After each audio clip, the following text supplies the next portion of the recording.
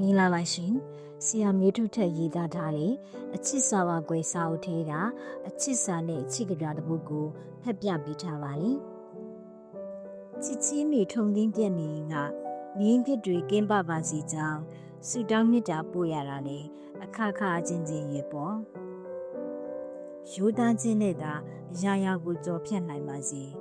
ဘဝမှာအထုထောင်ရင်ဆွဲမှန်သမျှဝေးရသူပြေးထွက်သွားပြီးအာကိုအားထားပြုနိုင်သူအမှန်နဲ့တွေ့ပါစီလို့တဖွားဖွားဆွတောင်းပေးနေပါရဲ့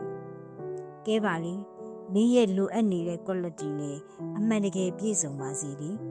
ဟုတ်ရဲ့ပြီးတော့လွယ်လွယ်လေးစကားတခွန်းပြောချင်သေးရဲ့ကွယ်လွယ်လွယ်လေးဆိုပေမဲ့ရှင်ဘက်ထဲကစီးစင်းလာခြင်းပါကွယ်အဲ့ဒါကတော့ချစ်ချင်းမှာပါးရည်နဲ့ရည်ရှိပါစီပေါ့လူရာရည်လည်းရှိကောင်းရှိလိမ့်မှာပေါ့လေ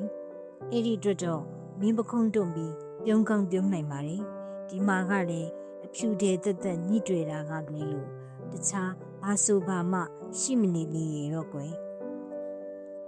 လူရိတ်လူကဲဘာတွေဖြစ်ပါမင်းအတွက်ချစ်ချင်းတွေကလှနေမှာအညောင်ပေါက်နေတဲ့စိတ်တွေဖယ်ရှားရဲ့ဖရာတရားမြဲတဲ့မင်းအပြစ်အားလုံးကင်းပပါစေလေရိုးသူပေါ်လဲကူညီခဲ့မောက်မာသူပေါ်လဲတံပြန်ခဲ့ဇက်ကိုဇက်တိုင်းကခဲ့တာကပြန်ပြောရင်တော်တော်ခက်လိမ့်မယ်ယုံပါတယ်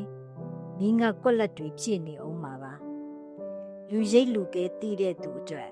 ခက်ရွရွပြုံးယုံပေါ့ကွယ်တကယ်တမ်းကျတော့လွယ်လွယ်လေးရေပါးရည်နဲ့ရည်ရှိရင်ပေါ့တကယ် YouTube ထက်